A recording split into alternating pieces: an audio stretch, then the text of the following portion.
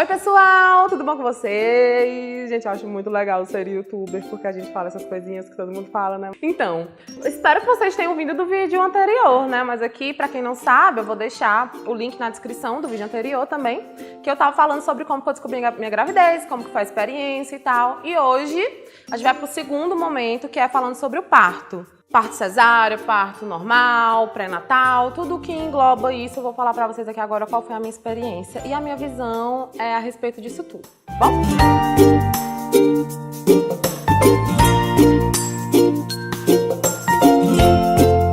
Então, gente, primeiro que como eu já havia falado no vídeo anterior, a minha gravidez não foi planejada, foi algo, realmente eu tive uma surpresa bem grande. Na época que eu engravidei do João, meu esposo tava com uma dificuldade financeira por conta que ele só tava trabalhando um horário, ele geralmente trabalha 2, tava fazendo faculdade, a gente com todas as contas pra pagar, tinha acabado de trocar o carro. Na verdade, a gente tava sem carro na época, né? A gente teve que comprar o carro, já tinha vendido o nosso antigo carro e a gente teve que comprar outro, então foi assim muita coisa de uma vez que veio. E desde o começo, como em fevereiro do mesmo ano eu já tinha feito minha cirurgia de mamoplastia, que eu já deixei o vídeo aqui pra vocês também, foi bem louco porque eu já tinha gastado muito com tudo isso. Eu me vi também muito inútil, acho que essa é a palavra, quando eu me operei. E eu não sou tipo de pessoa que eu não gosto de depender de ninguém, sabe? Eu sou bem independente das minhas coisas, resolvo tudo sozinha. E eu via muito assim a cirurgia, uma cesariana pra mim, por exemplo, eu via muito da forma ruim. Por exemplo, eu vou ficar operada, às vezes eu vou ter que me banhar,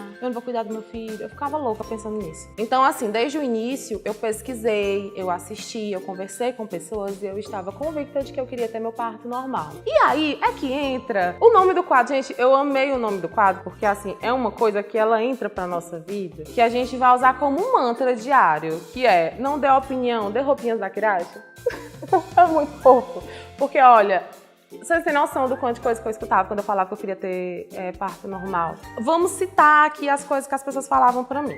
Absurdas. Dizia que era uma dor da morte, que era insuportável. Falaram que a minha negocinha lá nunca mais ia voltar pro normal também. E isso ia doer bastante e meu marido não ia mais me querer. Diziam também que iriam me tratar no hospital feito bicho, que iam enfiar um ferro na minha bichinha pra tirar meu filho. Gente, eram coisas que eu ficava parando pra pensar.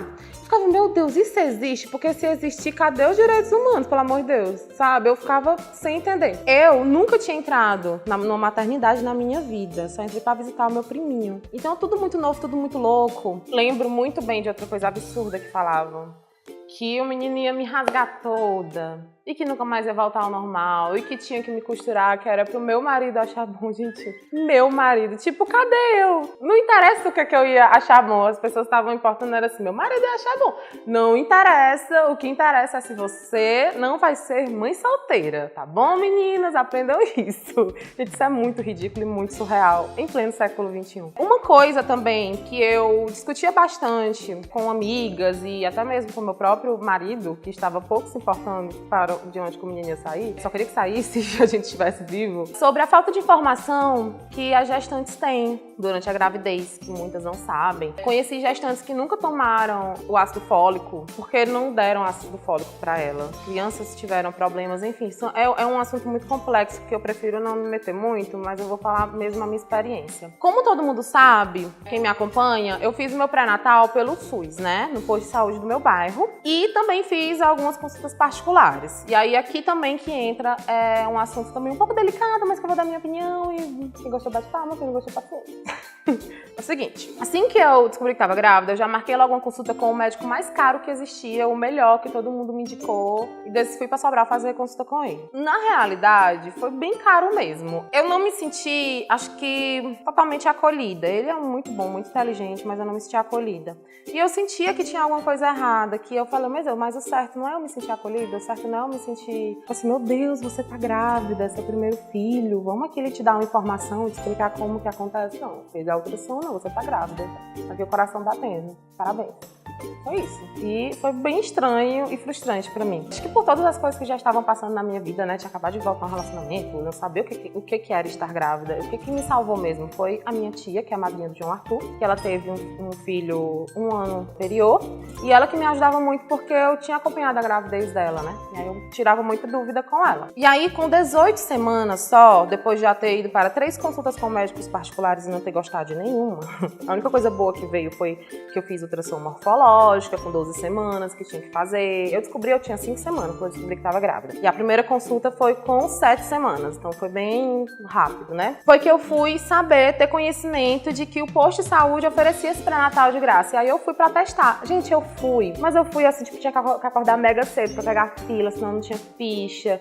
E eu, preguiçosa, né, pra acordar 6 da manhã, a minha coragem de ir 6 da manhã no frio, fui. Com um preconceito horrível, porque eu tinha tido experiências ruins já, assim, nessa questão de hospital público e tudo, eu tinha tido experiências ruins por conta de outros problemas de saúde que eu já tive. E eu tava assim, meu Deus, eu não vou me meter nisso, porque isso aí vai dar tudo errado, já tô vendo. Gente, vocês não têm noção do que foi a consulta. Vou explicar mais ou menos como que acontece. Quando você está grávida, você é a dona do mundo. E isso é muito legal e eu sinto muita falta. As pessoas lhe tratam bem. Por incrível que pareça, algumas lhe tratam mal, mas outras lhe tratam bem. Você tem prioridade em muitas coisas. E principalmente nessa questão do sistema único de saúde, você tem prioridade máxima em tudo. E é uma informação que eu percebi que muita gente não tem, né? Às vezes a pessoa fica aqui, faz particular, faz isso, faz aquilo. Mas não é bem assim que funciona. Vá atrás dos seus direitos, porque você paga impostos pra isso. Foi isso que eu fiz. Quando eu fui assim bem descrente, bem cética a respeito disso, mas até que deu certo. Cheguei, coloquei meu nome lá na lista e tal, fui chamada, não demorou pra ser chamada. E a minha primeira consulta foi com a enfermeira, né? Inclusive, eu não sei se pode, mas eu vou falar até o nome dela. É Valéria, enfermeira Valéria Azevedo, acho que é o nome dela. Gente, um anjo em forma de gente. Aquela mulher, sério, eu nunca tive a oportunidade de agradecer a ela, mas eu espero que alguém mostre pra ela esse vídeo. Ela me tratou muito bem. E a percepção que eu tive é que o tratamento dela não era diferente pra mim ou de outra mãe. Era todo mundo igual, entendeu? Independente da sua classe social, independente da sua cor, independente do seu gênero, qualquer coisa, eles tratavam muito bem vocês. Foi isso que me fez eu me sentir bem acolhida. Gente, ela me examinou da cabeça aos pés. Ouvi o coração do neném, já tava dando pra ouvir com um aparelhinho lá que eles têm, que eu não sei o nome, mas eu vou colocar aqui o nome na edição pra vocês verem qual é o nome. E deu pra ver, foi muito emocionante. Ela tirou todas as minhas dúvidas, coisa que no particular não foi bem assim. No particular era meio que mecânico. E eu sou uma pessoa que eu gosto de coisas mais humanas, gente. Sério, eu tenho sentimentos, eu não sou um robô. Então, principalmente nessa questão de gestação, que você já o hormônio, todos os seus hormônios à flor da pele, não é diferente. Lá eu me senti muito acolhida e aí eu passei a fazer o pré-natal de 15 em 15 dias nesse posto. Mentira, no começo é de mês em mês e depois, no decorrer depois de 30 semanas fica 15 em 15 dias e nas últimas semanas é semanalmente, né? E aí o que aconteceu? Resumindo, eu coloquei na minha cabeça que eu não queria mais ter parto cesariana, eu queria ter parto normal. Pesquisei sobre parto humanizado, fui na maternidade daqui de Tianguá, saber como que era o parto humanizado. Conversei com a psicóloga da maternidade, com a assistente social, com muita gente. E todo mundo falou que tinha, que você podia ter na banheira. E eu fui ver vídeos, assistir o Renascimento do Parto, que é um documentário super legal que tem na Netflix. Só é chato porque alguns desses são legendados, mas de boa pra assistir. Quando a gente tá grávida, a gente passa muito tempo deitado com sono, né? Aí é bom pra você ter o que fazer. Assista coisas sobre parto, é bem interessante. Inclusive, vi mulheres parindo na minha frente. Foi assustador? Foi, mas foi legal, porque eu gosto de ver o que tá acontecendo, ver o que vai acontecer comigo. Tava super ansiosa pra ter o João Arthur. E aí o que acontece? A gente se programou todo pro João nascer normal, minha gravidez toda foi maravilhosa, super tranquila, nunca tive um sangramento, não tive enjoo, eu tinha muita azia, na verdade, né?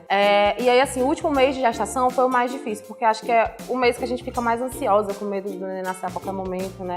E aí você também fica vendo relatos e também fica aquele povo que não descobriu ainda que tem roupinhas da Kirach pra dar pra gente, fica querendo, dar opinião desnecessária e coloca mais medo ainda na gente. Ai, que minha prima tava tomando banho e o menino nasceu. Ai, que minha prima, a minha vizinha, eu conheço uma menina que conhece uma pessoa, tipo, você vai ver que nunca aconteceu com ela, né? É só suposição. Que tava lá no hospital e o médico fez um corte nela tão grande que chegou no ânus da pessoa. Tipo, coisas sem noção demais que falam pra você. Você fica com medo. E quando você tá lá, que você vê o tratamento, é diferente. Comigo foi, com muita gente que eu conversei foi, mas da mesma forma eu também tive relatos de pessoas que não tiveram tratamentos bons. Então, assim, eu acredito que... Eu não sei, eu não tenho nem o que dizer, gente. Eu acho, assim, um absurdo, primeiro, não tratar uma grávida bem, né? Mas, ao mesmo tempo, eu não vou colocar culpa em ninguém, em instituição nenhuma, porque, de uma certa forma, todo mundo tem seus problemas, todo mundo tem seus estresses do trabalho,